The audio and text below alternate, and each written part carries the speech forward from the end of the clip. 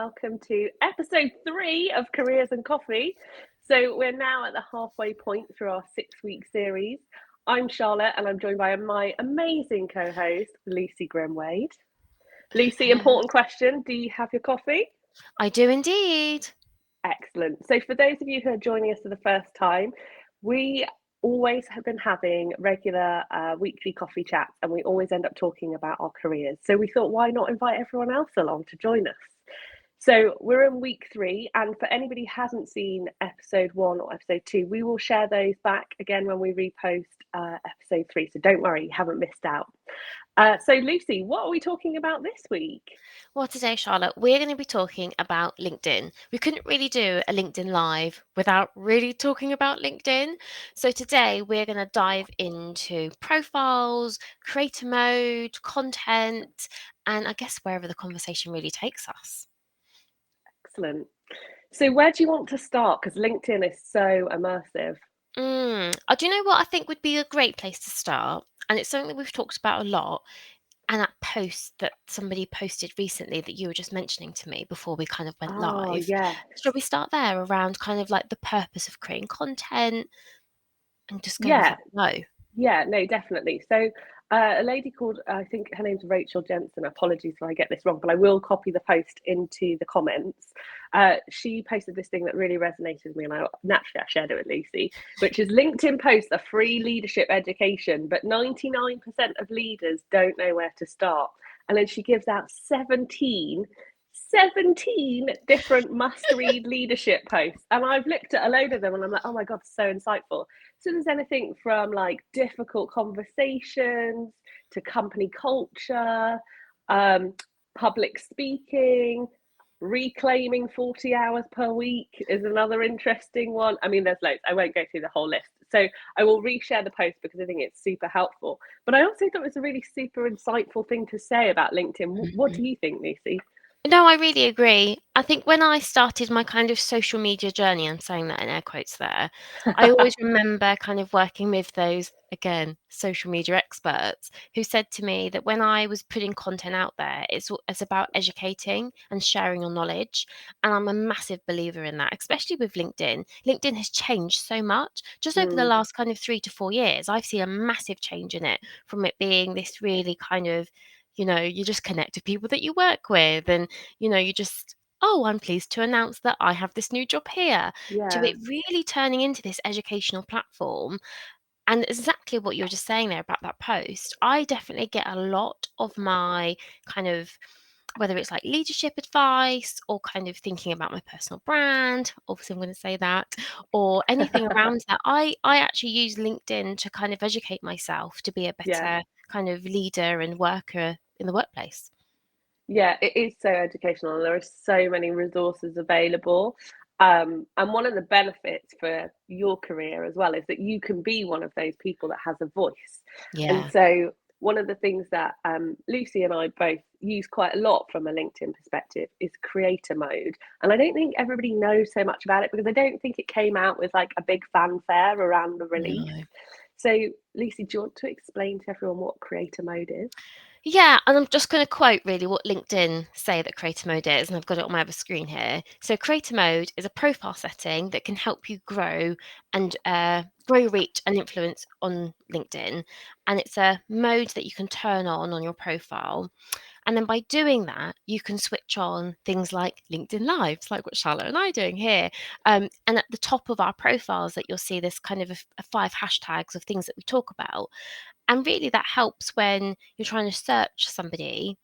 Maybe you search a hashtag, and if they have that in their kind of creator mode in their top of their profile, that you'll come up higher on the I don't know. I was going to say higher on the algorithm, if that's even the right thing to say. I think so. Um, Search results. Search results. That's exactly it. Haven't had enough coffee yet this morning, clearly.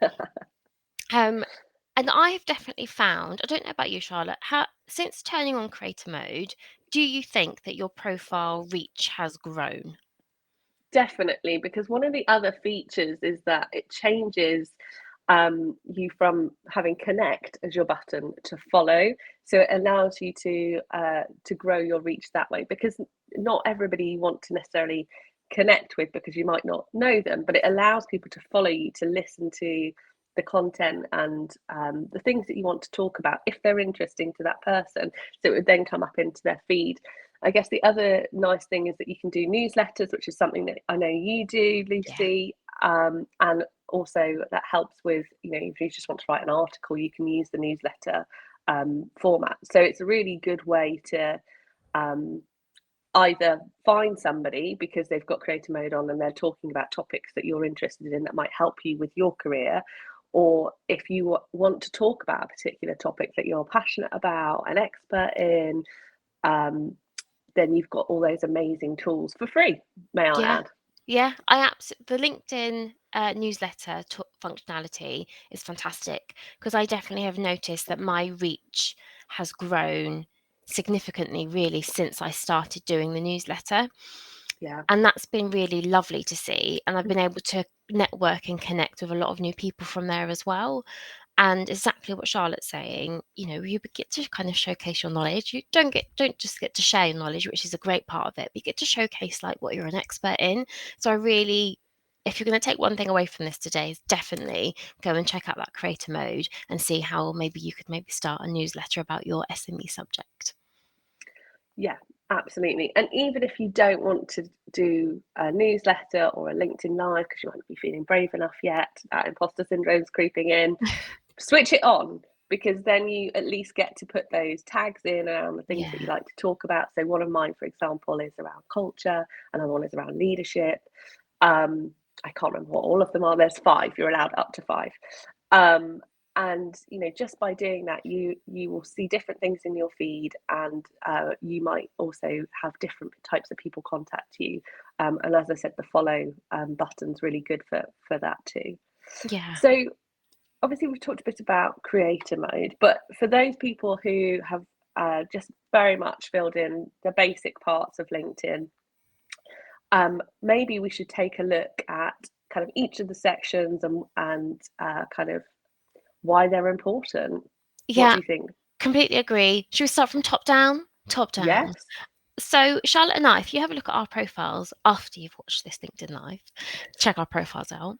We have a banner at the top of our profile and it's advertising our Careers and Coffee LinkedIn Live. I think that using a banner is such a great way. And again, a lady called Stephanie Sauls Williams. Yeah, Stephanie Sauls Williams. She posted something a while ago around, be kind of brag about yourself on there. So if you're, put your email on there, if you're open to work, put that you're open to work on there. So when people kind of look at your profile, you've got a banner up there. I've seen a few people do that. I've seen a few people kind of, especially if they're maybe an author or something, I've seen people kind of post up their books and where you can purchase it. It's a really great kind of advertising, salesy kind of banner. And I see a lot of people also, and then this FYI, this is just all of my own opinion and some of the stuff that I've read too. So you don't have to do any of this, but I think if you can utilize it really well, definitely try and do this. I've seen some people use a banner as just like an image of like a skyline or, which is nice, but you want to try and have something on there as well that kind of really aligns with your personal brand. So say if I had something up there and people that know me well would know that this is not my personal brand at all. If I had something up there like, I don't know, like a black image of just like a black background or a office skyline, that's probably not me. But when I don't have the Careers and Coffee banner up there, I've got kind of an image of a woman holding a coffee, and then I've got my name, and then I've got like all my details, and she's got like leopard print trousers on. And I think that's trying to align to my personal brand. Conscious that I'm waffling a little bit there, Charlotte. What would you No, say? not at all. What would you say about the banner? I absolutely agree. I think everything you said is really helpful. So, I guess in full transparency for our audience, I didn't have a banner before we put in our Careers and Coffee one.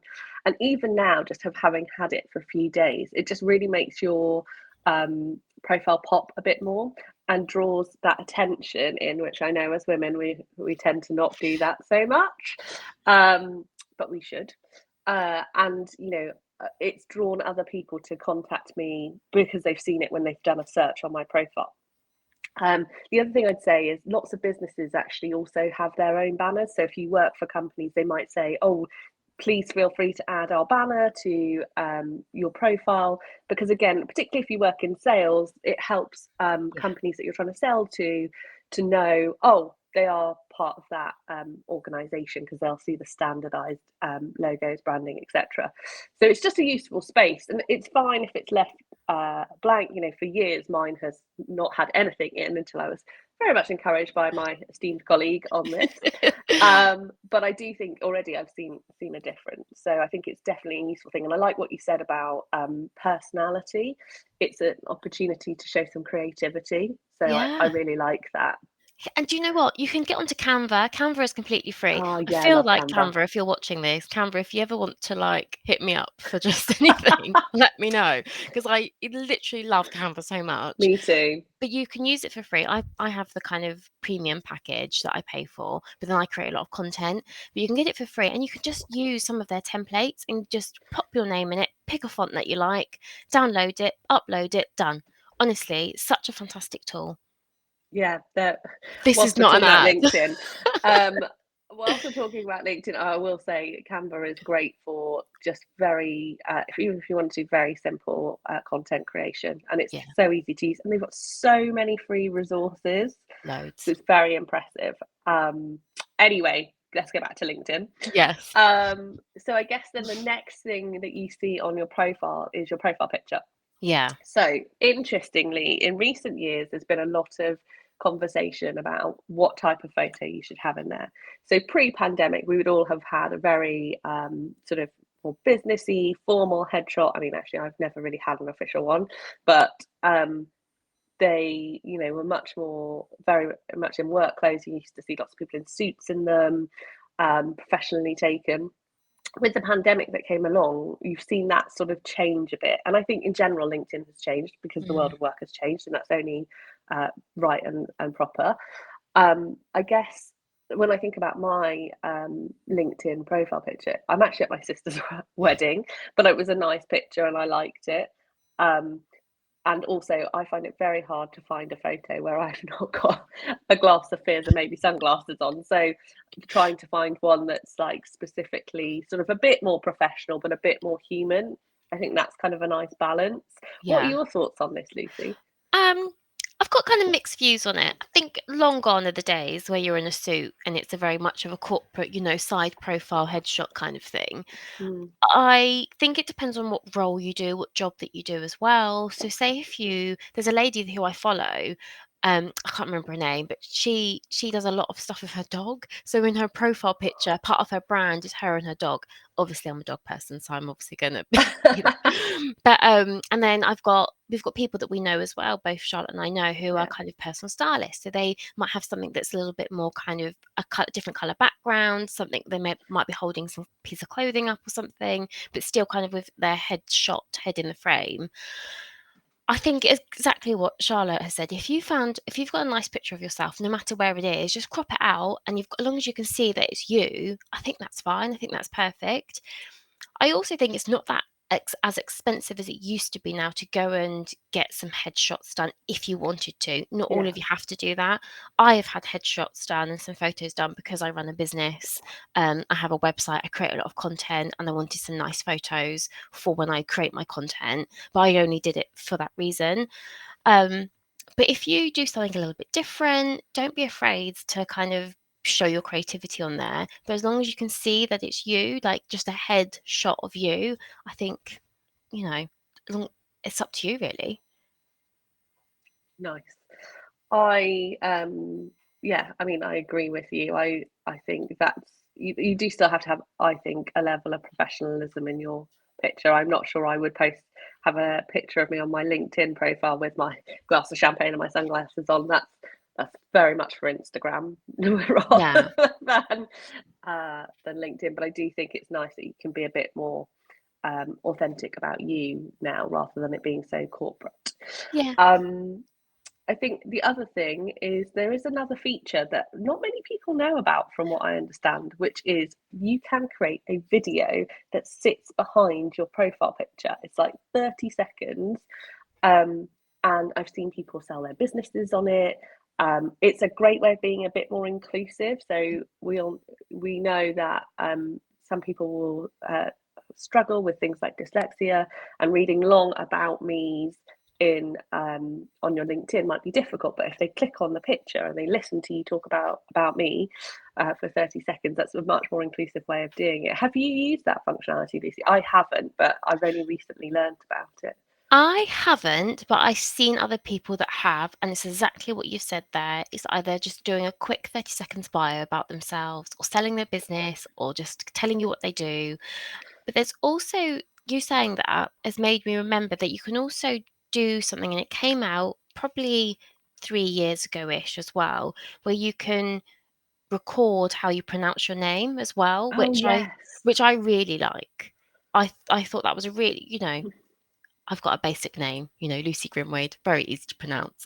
But I really liked that when they brought that out too. And I think just friends of mine who have different names, they always say to me, like, oh, I like that I can do that now, because then Yeah. people won't get my name wrong. It's well, just whilst we're on the topic of names, I think that's a great thing to do, because when I think about, and we can talk about this when we get to talk about interviewing, but as just a sidebar, when I'm interviewing somebody, if I don't know how to pronounce their name, and if they don't have that feature on their LinkedIn, at the start of an interview, I will say, could you pronounce your name for me so I can say it correctly, Yeah, rather than attempt to do it. yeah. And little plug for this person, but Maya Welford has this great podcast called What's Your Name? I think it's called, or What's My Name? And it's a podcast about basically about people's names, and so she's got some really interesting stories on there, which is kind of linked to what we were just saying about pronunciation. So Yeah. little plug for Maya there. Oh, fantastic. We'll put a link in the comments for that Yeah, as well. So then going from your video and your profile picture, what do you write in your headline? headline. What's in your headline? For me, it's a series of blocks, so series of words, and there is lots of thoughts around what people write in here. So, as standard, what you'll get is your current position. You can tick a box, and it will just say project manager at such and such, and that's fine. For me, I've put in a bunch of sort of different job titles, coming back to being a generalist. I can do a variety of things.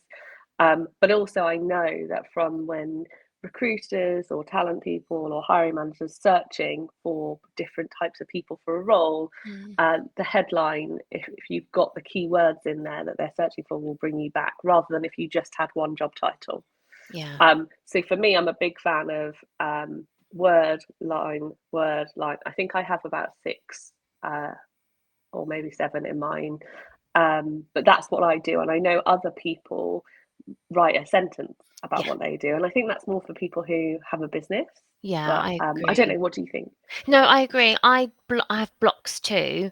Um, I also, a little bit like Charlotte, I wear many hats, so I don't just do one thing. So in mine, I've got like consultant, coach, and I've probably got about 6 to maybe 8 things that I do.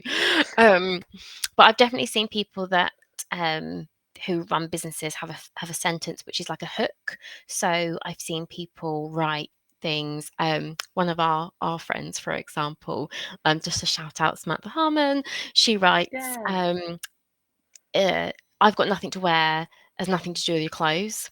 And then you're kind of like, oh, then you read like kind of and then into a bio, and it kind of is a bit of a hook. And I've seen people do that. And again, I think it's really good if you're a business or a freelancer, having something like that is a really great way to kind of be quite eye catching.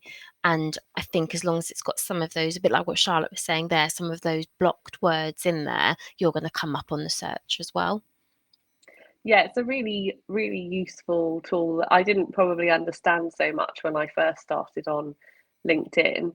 Yeah, But definitely, I can see more and more people over the years are utilizing it more and more. So that's yeah, a great tip. So don't leave your headline blank, or just default it to what you do for a current job, no, particularly if you're job hunting.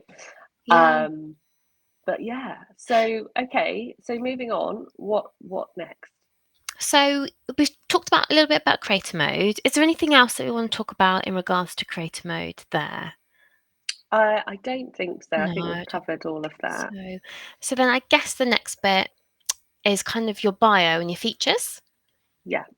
So I So, really oh, like people's bios. Oh, sorry, I didn't mean to no, interrupt you there. I you actually carry on. really enjoy reading people's bios, especially those who have like because I I write mine.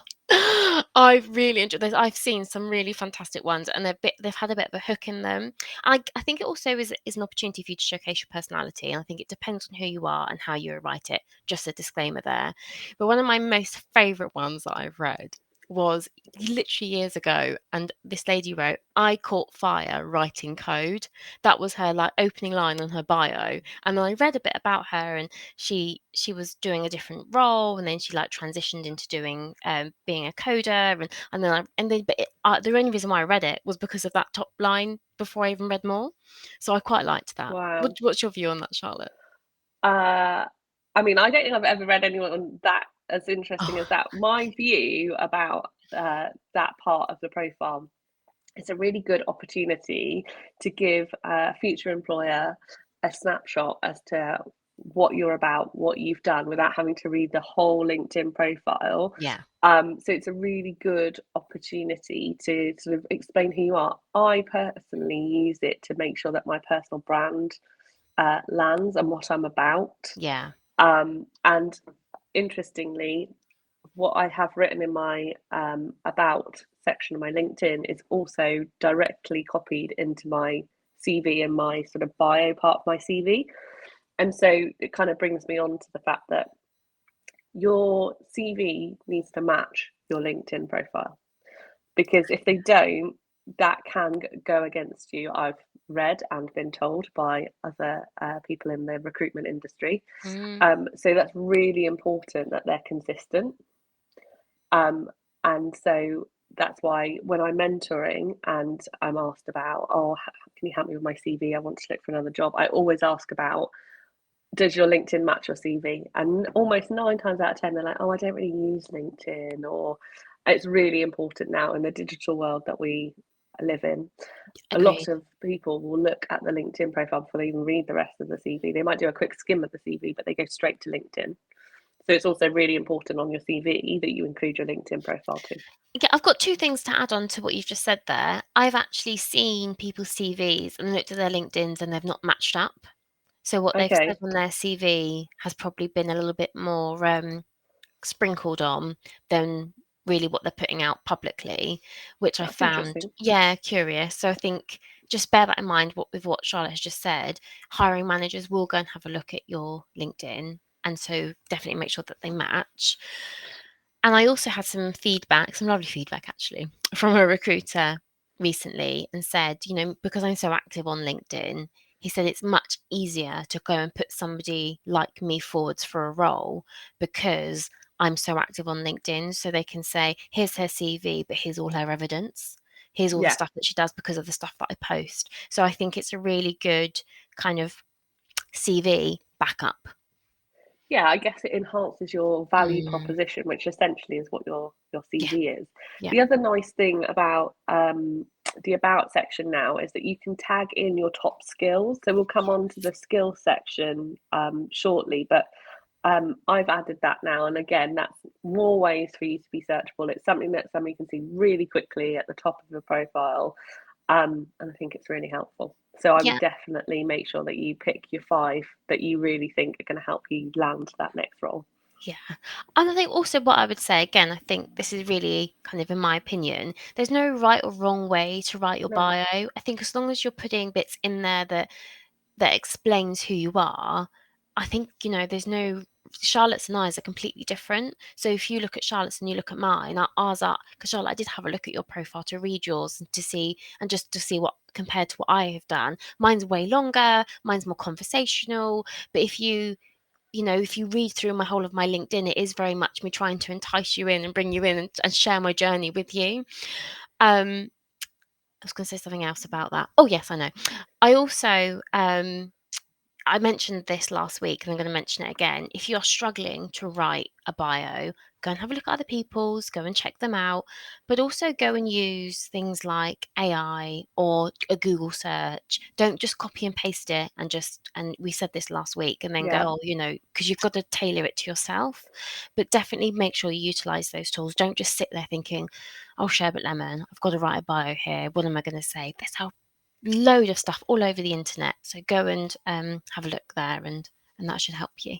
It's interesting. When I first started writing my about and my bio in here, I looked at a former colleague who I won't name, who's a marketeer, and hers was amazing. And I was like, okay, how do I channel that? And so I do think you can find inspiration in how other people write theirs. Yeah.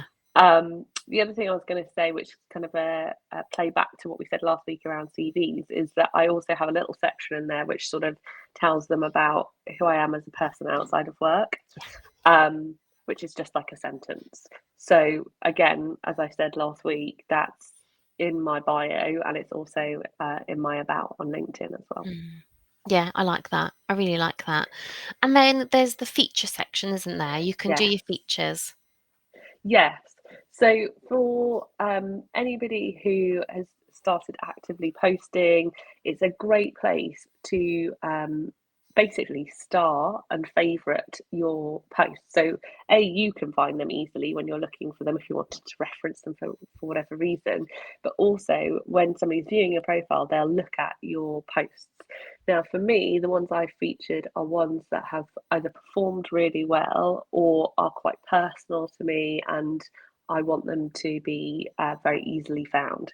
And if you post a lot, I post a lot, but I mean, if you're like a Lucy and you post a lot, you'll never find the thing that you're looking for. It's like a needle in a haystack. So this is a great way to be able to prioritize and draw attention to them at the top of your profile. So Mm. for me, I've featured things like an article I wrote, some well-performed posts about topics I'm passionate about, where I've been a guest on a panel or a podcast. Those are the sorts of things I've got on there. What do you have in your featured, Lucy? Very similar to you, but I also have links to my podcast that I had, my website, two. I've got two websites. um, and then I also was featured in a couple of kind of interviews as well. So I've linked those in there too. So again, as you read through my profile, you've got some kind of evidence backed up there of some of the stuff that I've done. It's almost like my portfolio, kind of in a bit of a in a carousel almost going through. So I've utilised the features section just to kind of showcase some of my work that I do. I wish I could feature some of all of my posts that I do, but I think if I did that, because I post pretty much every day, I think eventually LinkedIn will shut me down for having too many in there. Oh dear. Oh, nice. So then we move on to the section that most people will be very familiar with, which is your experience section. And again, I think this is the most important section in terms of making sure it mirrors your CV. Yeah. So in terms of mine, I have a smaller summary of the role and what I've done. It's less bullet pointy, it's sort of a bit more conversational. But again, I've utilized skills here, and for each job, I've tagged all the skills that I've used. Again, that helps with searchability. How do you approach yours, Lucy? Um, I've tagged my skills now. I've definitely done that. My summary of each role that I've done an intro to the company at the beginning because of some of the industries and jobs I've worked in, some of the brands people might not know. So I've just Mm-hmm. explained like who they are, but again, with a bit of with my personality on it. So my last one, for example, when I was working at Virgin Media O2, part of their branding was, step aside Jay-Z and Beyonce, there's a new power couple in town. And I utilized that and I wrote that into my profile because for those that don't know, Virgin Media O2, they did a joint venture and they became this power couple, etc. For what they do. And so I've put that on my profile. And again, it feeds into everything else that I write. So you've already read my bio, which is going, hi, I'm Lucy, and da da da da. and then I'm like, oh, step aside, Jay-Z and Beyonce, and again, hopefully as people read it, they can hear the way I talk. And that, again, exactly what Charlotte has said as well. I just do a bit of a summary, just a really short summary of, what my roles and responsibilities were within that role, and then make sure that matches up what I've popped in my CV as well. Nice. Also, sorry, adding something extra on here.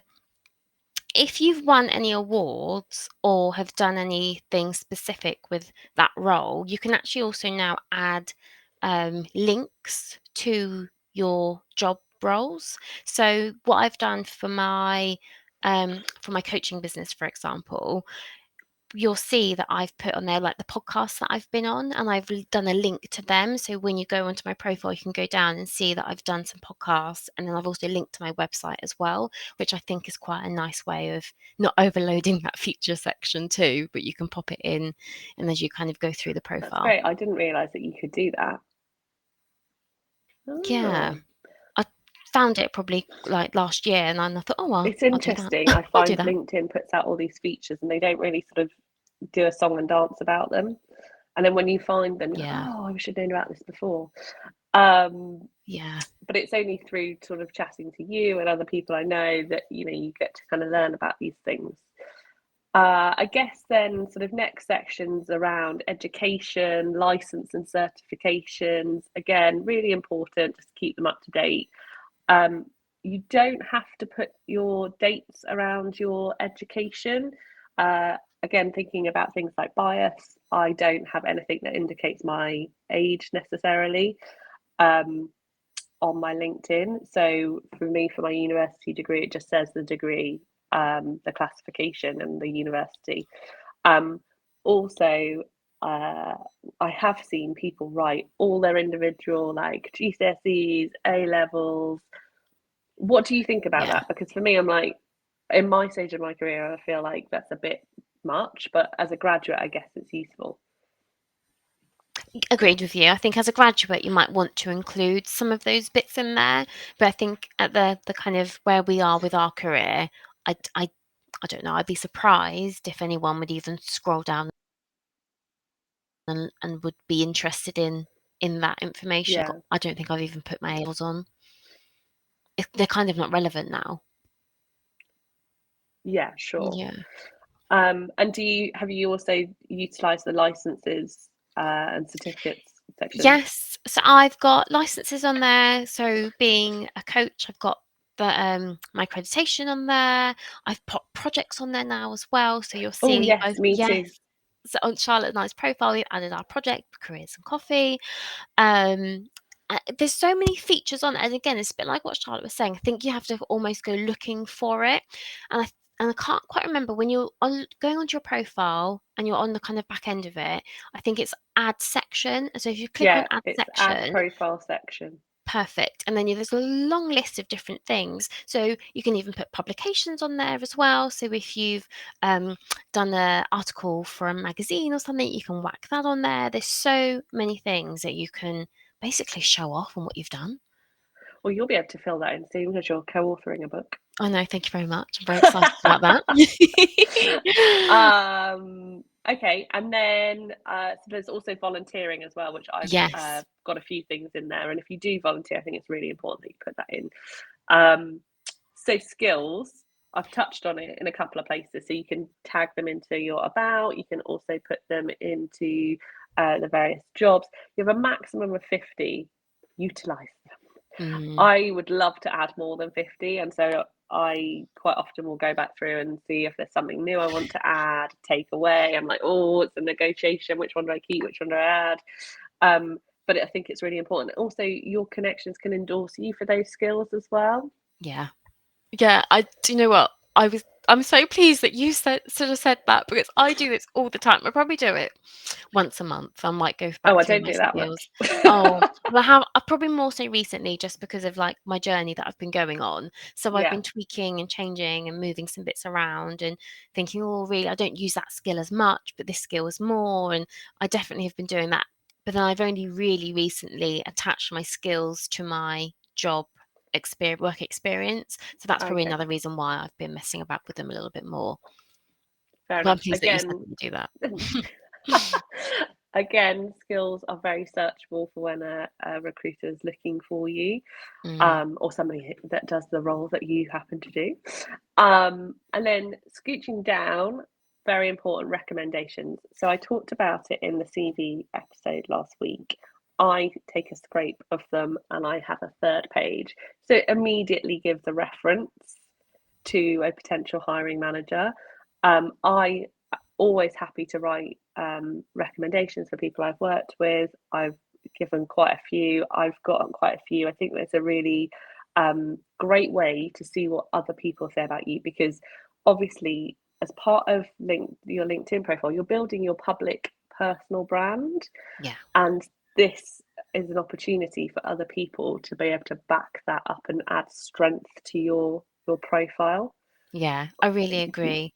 I what I will say is just don't be afraid to go and ask for recommendations. So if you scroll down on your profile, you can see ask recommendations and just hit that button and ask people to write, because a bit like what Charlotte just said, I'm equally the same. If I've worked with you and we've worked on a project together and you'd like me to write your recommendation, just ask, because I'm more than happy to write. Most people are more than happy to write just a few sentences for you. And it's exactly what Charlotte's saying. It really just helps strengthen your profile, strengthen your personal brand. You know, you are who you say you are. And I think it's game changing, really. I've seen some really lovely recommendations on people's profiles, and it's made me go from, oh, I'm not sure, to, oh, actually, maybe I will work with that person or think about putting that person through to an interview.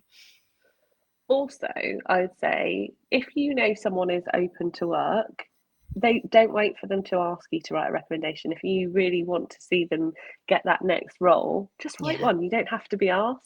yeah, I It's a way of sort of informally, externally sponsoring somebody. yeah. Um, and so it's just a really nice thing to do. I've had recommendations written I've not requested, and I've been so touched by some of them. Like they're just absolutely like, wow, really? Yeah. Um, so, and that's always nice, particularly when somebody is open to work and they need that kind of little boost. And actually, whilst we're talking about open to work, so obviously we've really kind of gone through the Yeah. crux of the profile. So the green banner, this obviously emerged at the beginning, well, sort of a couple of months into the pandemic as a way to alert people that people Hmm. are open to work, because obviously the world went through mass layoffs and redundancies. Um, Personally, I haven't used the public green banner on the couple of times I've been made redundant, but you can still show you're open to work to just recruiters, which is what the approach I take, and select the kind of the job roles that you'd be interested in. Do you, do you have any thoughts, Lucy, on the green banner? Would you use it? Do you not? You know, Yeah, what would you do? I would use the green banner, and I have used it, especially when I kind of started out my consulting practice, Hmm. just to let people know that I was available and open to work. Um, I've seen some people use it. I think it's really down to your own preference, and I think it also depends as well for how long. Some people might not put it on to begin with, but then if they're not getting any bites, potentially they might put it on. But I really like that LinkedIn has put something in place where it's only open to recruiters, because, Yeah, you might be in a situation where you just hate your job and you're just looking for a new job, we've right? all been there. We've all been there, right? And but you don't really want people that you're working with know that you're on your exit strategy, you're planning your exit plan. Yeah, So I really, really like that. And there's also something on there as well. As part of Open to Work, you can also share some of your services. Again, as a service provider yeah. myself, I've popped on there that I'm open to public speaking, and that's public. So you can see that I can do career development, public speaking, coaching, etc. And you can also like add your price lists on there.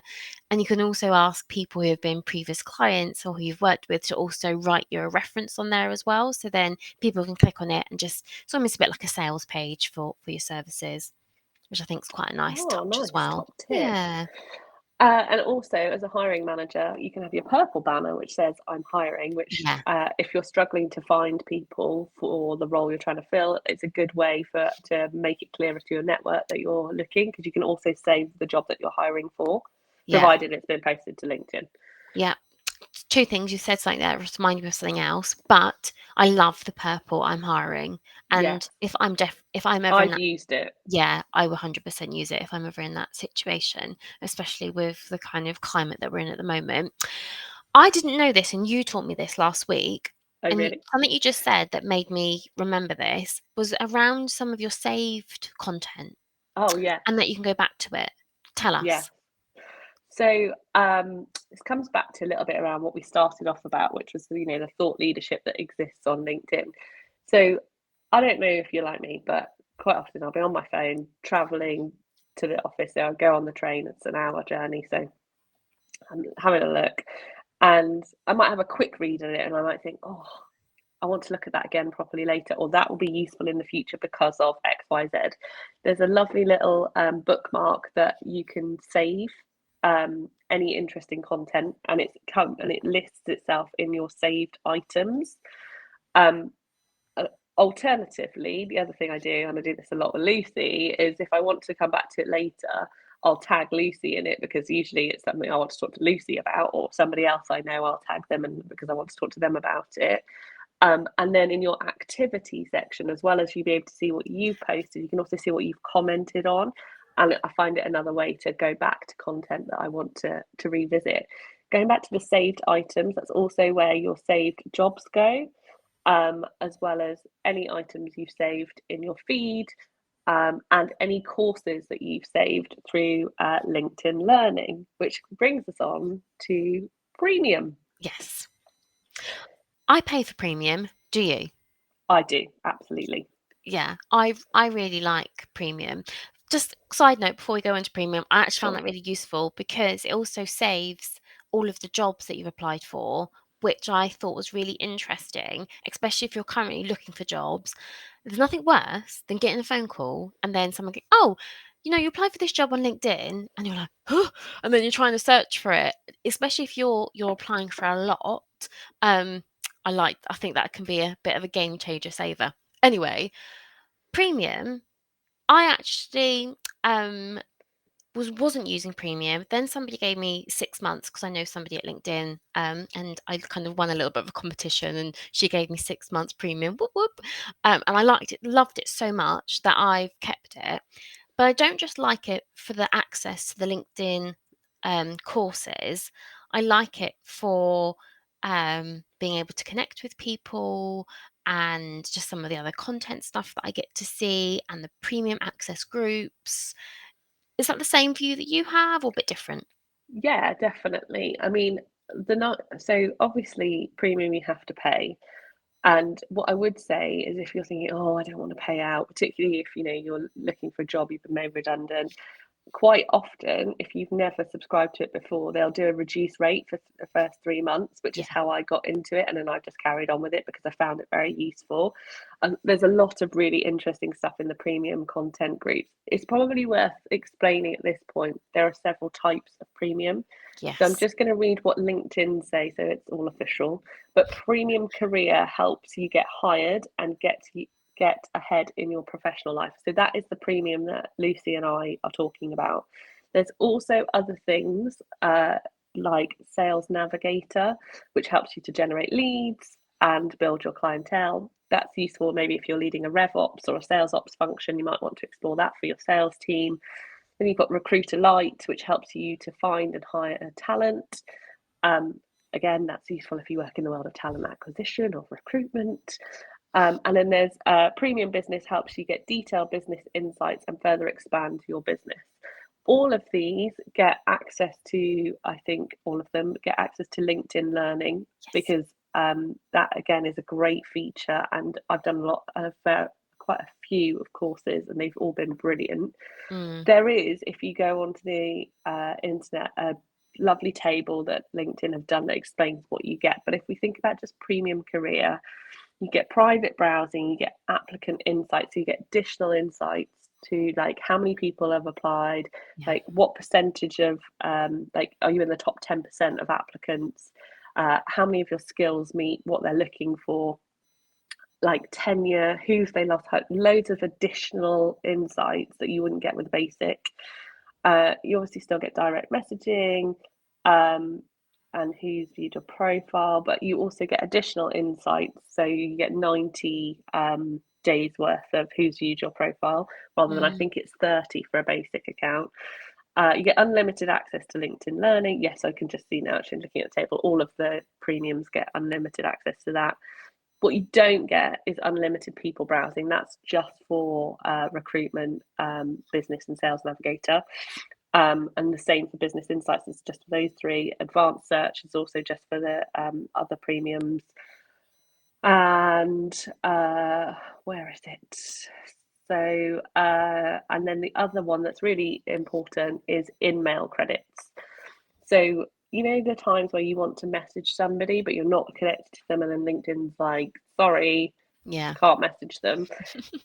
In premium, you get 5 a month in-mail credits to people that you can message that you're not connected to. And that's really helpful if you wanted to write to somebody to ask them to, I don't know, to mentor you, to say how interested you are in the job that you've just applied for, or you want to explain why you're connecting to them in a bit more detail because the connection request add note is not long enough for what you want to say.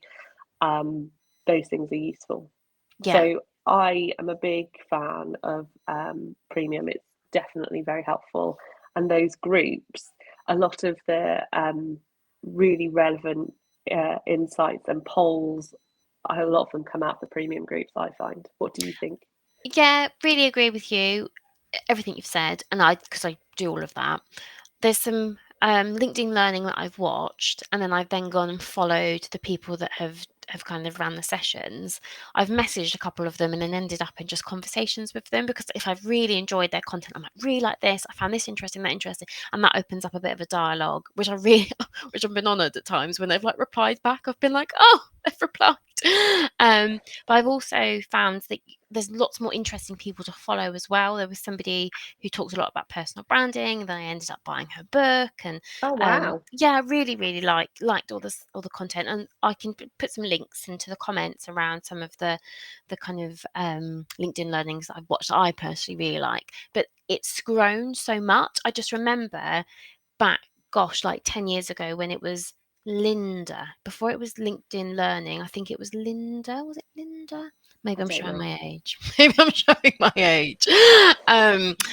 But it's really changed, and every time I go on there, I find something new to watch. And being Charlotte and I both love learning, so it's perfect for us. And they're really small bites too. They're not just like big hour-long episodes.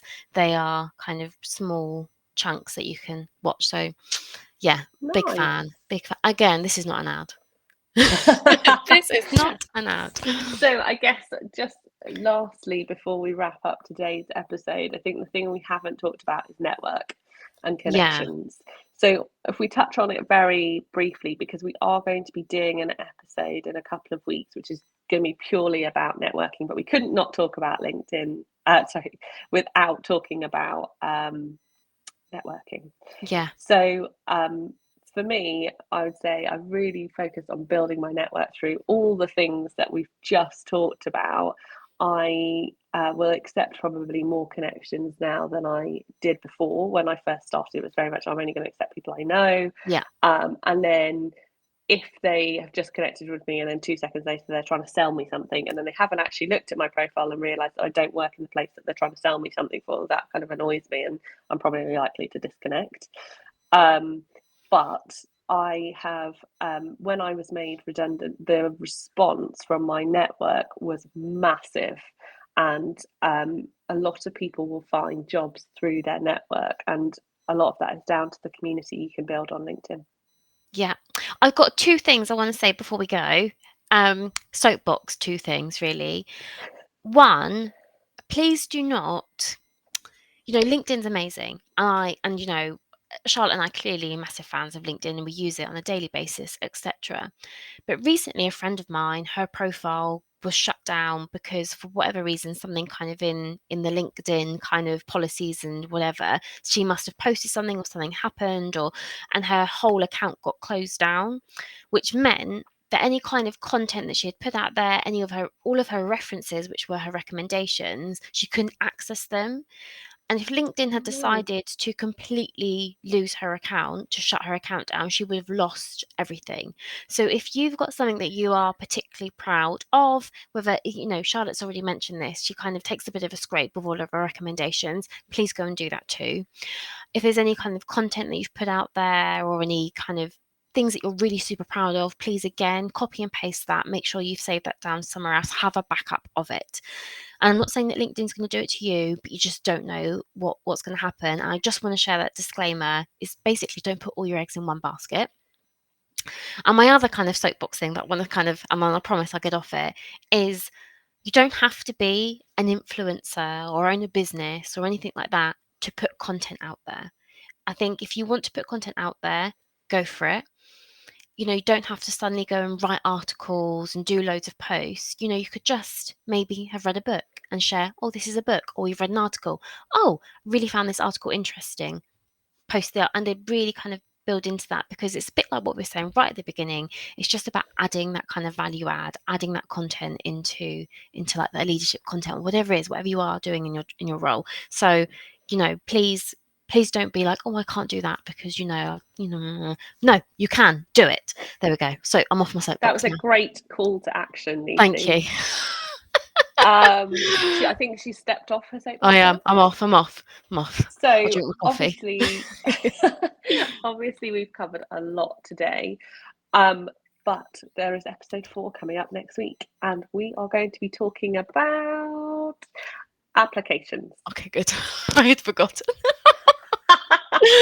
We're going to be talking about applications, and I would love to hear from anybody prior to what we talk about your experience with application forms in particular.